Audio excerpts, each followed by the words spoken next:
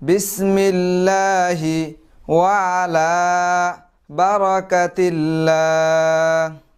খানার শুরুতে বিসমিল্লাহ ভুলিয়া গেলে খানার মাঝখানে এই দোয়া পড়িতে হয়। বিসমিল্লাহি আউয়ালাহু ওয়া আখিরাহ। খানার শেষে এই দোয়া পড়িতে হয়। আলহামদুলিল্লাহিল্লাযী আত'আমানা ওয়া সাকানা ওয়া জা'আলানা মিনাল মুসলিমিন।